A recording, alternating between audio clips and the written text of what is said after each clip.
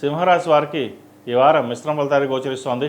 జన్మరాశిలో కుజకేతువులు, అష్టమ శని, అదేవిధంగా ఏకాదశంలో గురువు కంబస్ట్ అవడం, ఏ పని చేసినా వెనక్కి వెళ్ళడం, ఆరోగ్యపరంగా ఇబ్బందులు రావడం, జీవిత భాగస్వామితో విభేదాలు రావడం, బంధువర్గంలో కావచ్చు, సహోదర వర్గం కావచ్చు, వ్యాపారంలో కావచ్చు, ఇటు సహోద్యోగులతో కావచ్చు, ఏదైనా సరే ఒక అడుగు ముందుకు వెళ్తే 10 అడుగులు వెనక్కి లాగడం జరుగుతుంది.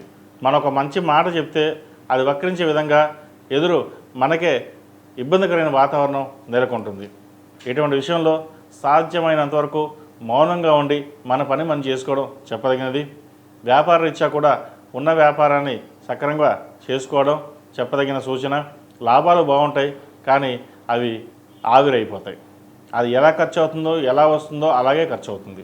కాబట్టి డబ్బు విషయంలో కొన్ని జాగ్రత్తలు వహించాలి. ఎవరికైనా డబ్బు అప్పుగా ఇస్తే అవి తిరిగి రాకపోగా మళ్ళీ మనకి ఇబ్బంది పడే విధంగా ఉంటుంది. సాధ్యమైనంత వరకు షేర్ మార్కెట్ దూరంగా ఉండడం, వచ్చిన ధనాన్ని ఫిక్స్డ్ డిపాజిట్ అయినా లేదా నగల రూపైనా ఇన్వెస్ట్ చేయడం చెప్పదగిన సూచన. ఉద్యోగపరంగా చిన్న చిన్న ఇబ్బందులు ఉంటాయి. ఆరోగ్యం మటుకి జాగ్రత్త వహించాలి. జన్మరాశిలో కుజకేతువులు ఉన్నారు. చతుర్థాధిపతి భాగ్యాధిపతి అయిన కుజుడు రవి ఇంట్లో ఉన్నారు.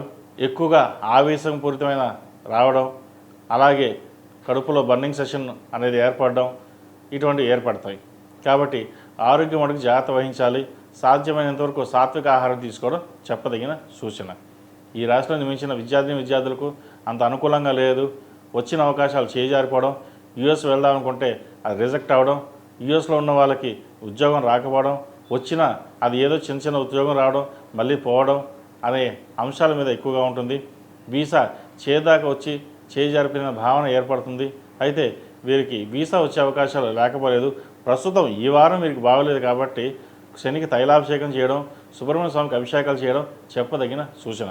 ఈ రాశిలో నిర్మించిన స్త్రీలకు వృత్తిపరంగా, వ్యాపారపరంగా సానుకూలంగా ఉన్నప్పటికీ అష్టమ శని కారణం చేత చిన్న చిన్న చికాకులు ఏర్పడతాయి. జీవిత భాగస్వామితో మాట్లాడేటప్పుడు జాగ్రత్త వహించాలి. చిన్న చిన్న మాట పట్టింపులు వచ్చే అవకాశం ఉంది. కొత్తగా పెళ్ళైన జంటలు అయితే మటుకి మరీ జాగ్రత్త వహించాలి. కోపతాపాలకు దూరంగా ఉండడం, ఏదైనా గొడవలు వస్తే సామరస్యంగా ఇద్దరు పరిష్కరించుకోవడం చెప్పదగినది. ఈ రాశివారు ప్రతిరోజు ప్రతినిత్యం ఓం నమః శివాయతో దీపారాధన చేయడం, ముఖ్యంగా మంగళవారం నాడు రాహుకాలంలో రాహు దీపం పెట్టడం, అలాగే సుబ్రహ్మణ్య స్వామికి అభిషేకాలు, అష్టోత్తరం చేయడం చెప్పదగిన సూచన.